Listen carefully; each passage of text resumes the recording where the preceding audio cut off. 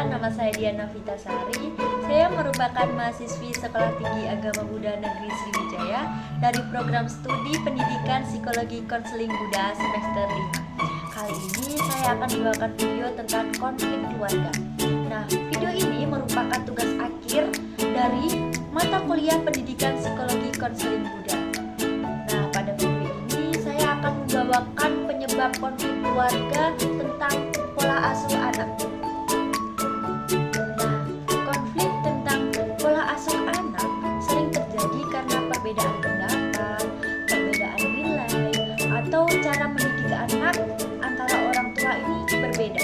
Nah, kali ini saya akan membawakan beberapa penyebab kenapa pola asuh anak ini sering terjadi dan menyebabkan konflik keluarga. Yang pertama itu perbedaan pola asuh anak. Nah, perbedaan pola asuh anak ini seperti apa sih?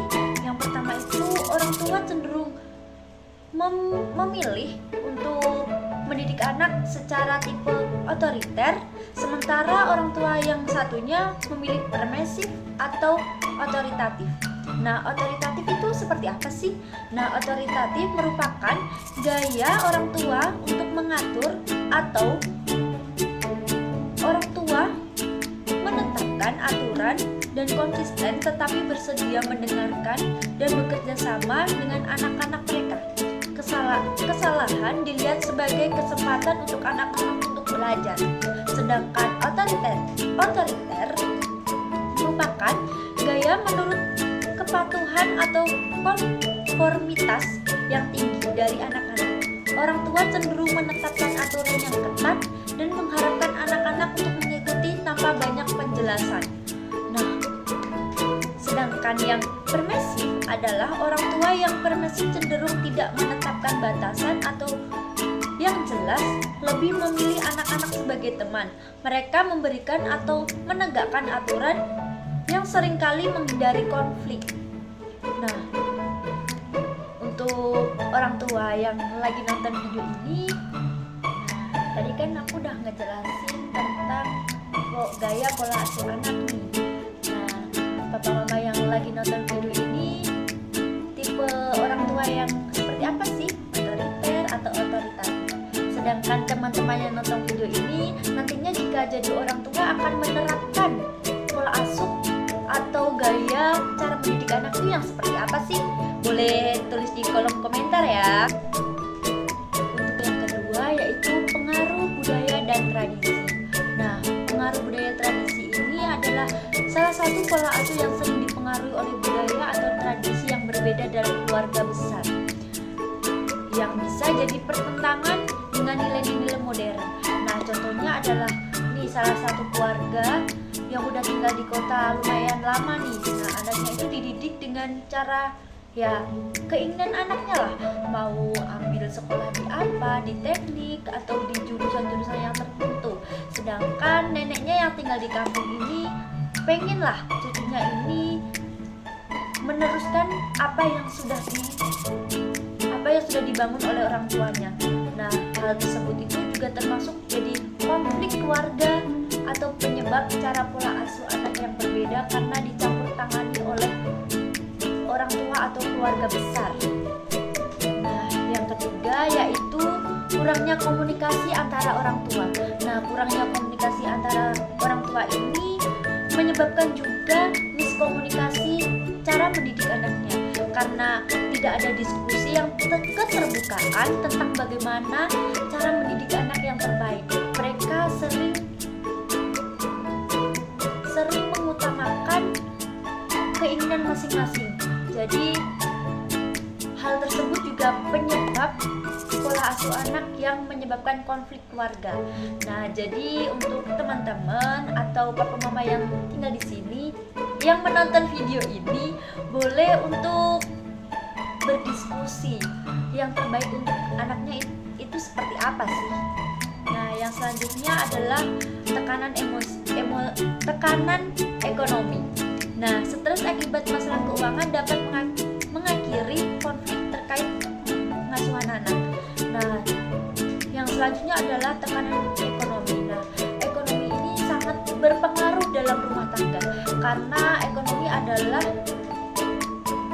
adalah kunci utama berumah tangga. Nah, jika orang tua kesulitan dalam ekonomi atau apa, itu juga penyebab pola asuh anak yang tidak teratur atau menjadikan anak ini tidak terurus karena merasa dirinya ini beban orang tua atau yang lain sebagainya. Sedangkan yang terakhir adalah perbedaan prioritas. Perbedaan prioritas yaitu salah satu orang tua lebih fokus pada pendidikan akademik, sedangkan orang tua yang lainnya lebih menekankan perkembangan emosional anak.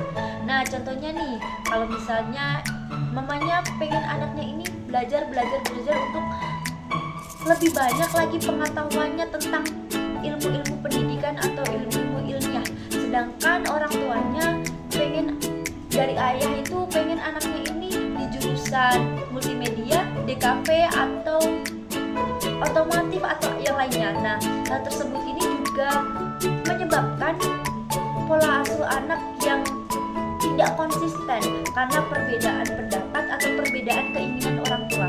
Jadi teman-teman, bila nanti jadi orang tua jangan sampai beradu argumen untuk anaknya ini pengen seperti apa sih.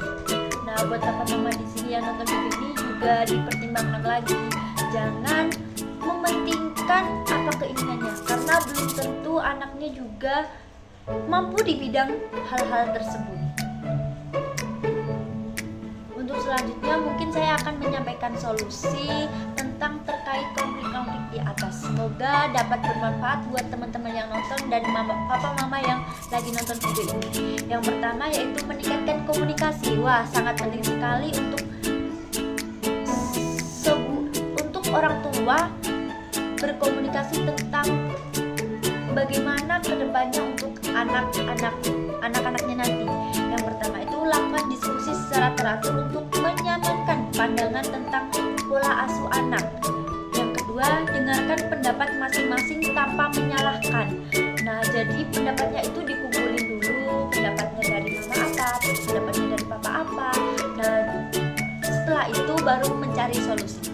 Yang kedua adalah membuat kesepakatan.